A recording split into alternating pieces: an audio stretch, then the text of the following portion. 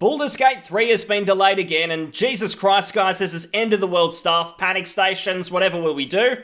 Not really though, because it's going to be out October 6th, meaning it's only an extra week away. That's not all though, because Larian have also given us more information on companions, romance, and also your main camp hub and how that'll all function within the game. Many old school fans have had reservations when it comes to the characters and the story within Larian's games, so let's jump in and see if they're nailing it in Baldur's Gate 3.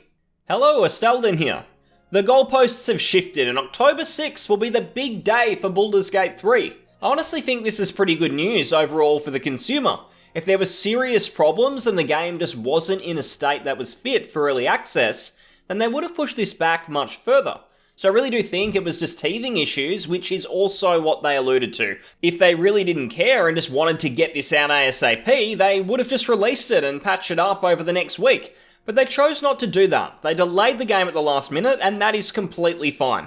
What we need to remember is while this is early access, it's still very much a marketing tool for the game. First impressions matter a damn lot, and if they release an unplayable product that's got so many problems that they actually start to impact how we perceive the content quality, then negativity will start to go up the grapevine. And those who've been a bit on the fence about the game, they'll hear about all these problems and they'll be put off, and they perhaps won't even buy it when it's all fixed and the game gets an official release. I do think that you play a dangerous game when you release a full-priced early access title, because psychologically people are just used to paying that for finished products. Well, maybe not for like a Bethesda game, that's when you just accept it's going to be broken, but most of the time.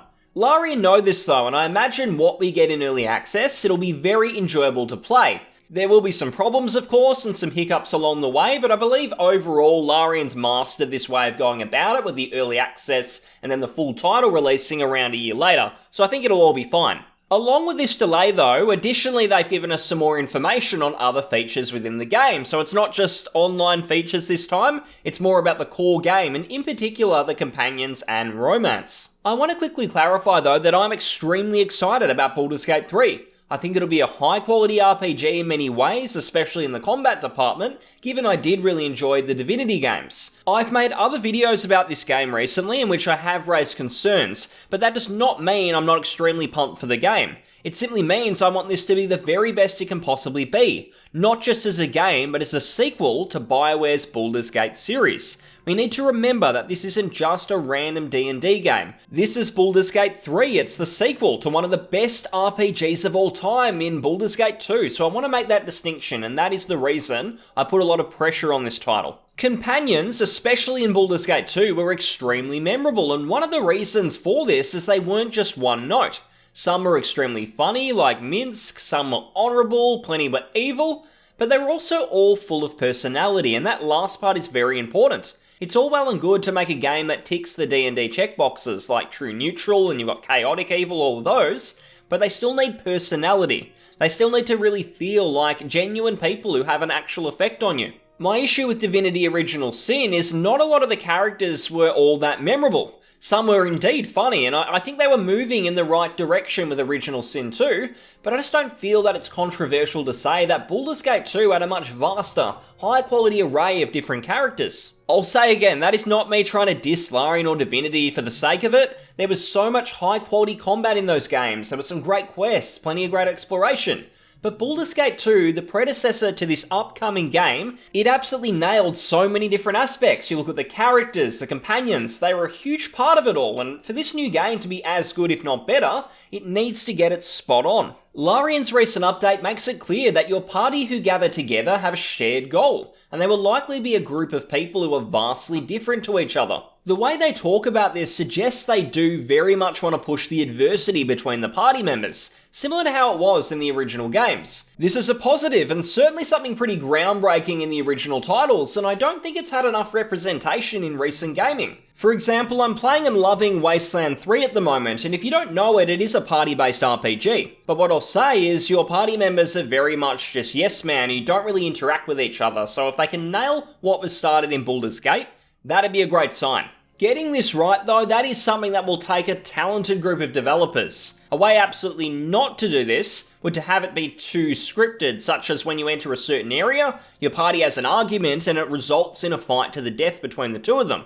I feel we can do much better than that by having this feel really organic and like tension is building as you go through the game between your party members. I want to feel like myself as a player has some control over the outcome of issues within the camp, rather than just watching a few people argue once or twice and then seeing it all play out. I think it'd be really awesome to always have in the back of my mind, the elf and the dwarf in my party, they're not really getting along. I need to have a chat with them sometime and get to the bottom of it. That'd be a really fantastic way to innovate in this area. This may very well be what they're doing though, and it does sound like a feature they're trying to sell, so I'm pretty optimistic with this one. I do feel it's got promise, and they did reinforce that you'd be at the centre of most of these conflicts, and hopefully on top of that, your own skills and traits then have a big impact on how you're dealing with all these problems. Sex is the next feature they want to ship, and I'll give them one piece of advice here. Don't be like Dragon Age Inquisition, and don't be like the modern Assassin's Creed RPGs, or whatever you want to call them. If there's one way to break the immersion of romance in a video game, it's designing it like they're trying to appeal to a 13-year-old's idea of what an adult relationship might be like. I will admit that I don't get too involved in that side of a game. I'm much more of a content person, I'm more of a combat person. But hey, in World of Warcraft, you've got people who spend all their time making e-love in the Goldshire Inn. So I know this is an important feature for some people, and Larian do sound like they're at least going to try and design it for a reasonably mature crowd, so you're probably in safe hands if romance is a big deal for you. For me, I would probably prioritise companion quests, depth in the game over all of that. I mean, that's more important to me. But as we saw with how people are obsessing over their genital size in Cyberpunk, this sort of stuff apparently has a big audience. Larian carried on answering fan questions, and believe it or not, they weren't all about in-game intimacy. There was a bit more than that, including the fact that you can cross-play between GOG and Steam, even Stadia. So if you do want to play this with one of the 7 Stadia owners out there, then you go ahead. Thank God we can. The Steam and GOG part though is great, since I know plenty of stubborn Steam players who want their game library in the same place, even though I myself will always go DRM free when it's possible. Offering crossplay just ensures that no one misses out on a fun experience with a friend, so that to me is a big plus. Something interesting that followed is while you will have a whole bunch of recruited companions at your camp who you can swap in and out of your party, that will change after the first act, so it's likely that after 20 or 30 hours you will need to make some more concrete decisions on that. I'll mention as well that the camp is mentioned quite a lot in this update, so it seems to be like a bit of a hub where a lot of these interactions with your companions and anyone else you pick up on your travels, this is where it all takes place. Backing that up, the conflicts I mentioned earlier are likely to all take place at the camp rather than at random around the game world, and the same goes for building relationships and talking in depth with your followers. In fact, Larian go on to mention that you'll encounter NPCs throughout the game who you might not necessarily recruit as genuine party members. Instead, they'll be idle followers at your camp who will remain there and sell you items along with potentially offering quests. They did make a mention of not wanting to spoil all these interactions and what goes on at the camp, so I imagine it's a core feature and we'll see more about it when the game launches. I do wonder if it's going to be quite similar to Ranger HQ in Wasteland 3, but with more of a portable version of that. Meaning the camp is where a lot of the quests start and somewhere you can always regroup, but unlike Wasteland 3, we won't have to necessarily be going back to one specific location, and instead the destination of the camp will change as the game unfolds. They've also given a few hints about combat and how using the environment will function. As we all know, in Divinity there was a lot of mix and matching when it came to causing elemental damage to your foes. Larian says it'll function quite differently in Baldur's Gate 3, which does make complete sense given this is a D&D game, but they go on to mention specifically that you won't be able to kill your allies by accident, or at least it'll happen much less. Now I'm guessing here, and I do want to give them the benefit of the doubt, but I just hope that they haven't watered down their encounter design somewhat due to the mainstream success of Divinity Original Sin 2. I talked about Cyberpunk the other day and how CD Projekt Red are quite concerned that the completion rate for that game is very, very low. From all I've seen though of Divinity Original Sin 1 and 2, the completion rate for those is even lower. So I would hope that that hasn't then led to them thinking combat is too hard and that they need to make encounter design more of a linear experience where less can go on, such as all those exploding barrels, the poison, the different elements, like that were in Divinity. I do trust Larian though, I've mentioned this a number of times, and again, this isn't me having a crack at them. I've just seen so many of these studios go in a mainstream direction, they try and dumb everything down, and I always want to get on the front foot rather than just waiting for the mistakes to be made and then having to give the feedback later when it's too late. On that note, Larian are in a very interesting position at the moment. They're self-publishing Baldur's Gate 3 as far as I know, and there are not many independent RPG studios left who are doing that. There's a teeny weeny tiny company called Bethesda who you might have heard of. They're a Microsoft developer now. In Exile Entertainment, Microsoft. Obsidian Entertainment, Microsoft as well. If we look at RPG developers who are working on a reasonable budget but are also doing their own thing, they're just about extinct. There's not many of those left. So what I want to do is not just support them and sing their praises from the rooftops. I want to ensure that we're positive when it's warranted, but also willing to give the criticism that's needed and offer ways to improve when I feel that's needed as well. Something I've noticed since really looking into the Baldur's Gate 3 community is it feels like there's two sides that are really against each other and at each other's throats. This to me isn't a great situation to be in because the CRPG, it's already a pretty niche genre.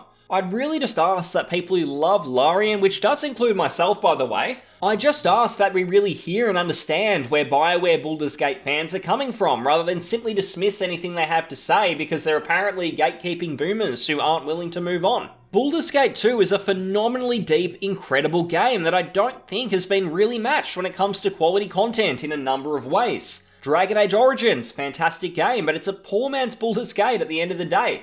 I know sometimes the UI, the graphics and all of that of the old Baldur's Gate games, they're kind of hard to get past, but there is an absolute gem in Baldur's Gate 2, and there's a reason these old school fans keep telling you about it. It's because it's really good. On the other side of the coin though, because I really want to keep this balanced, and that's because my priority is what is best for gaming as a whole, what's going to help gaming integrity. And that means I try not to have blatant brand loyalty to these companies, so I simply try and look at the product for what it is and on its merits. So I'll say to those who've turned their back on this game because it doesn't have real time with pause and it might not be a genuine sequel in the narrative department, so to speak. All I ask is that you consider just keeping an open mind. We don't get a lot of CRPGs these days, and this is likely the highest budget one we're going to get for some time.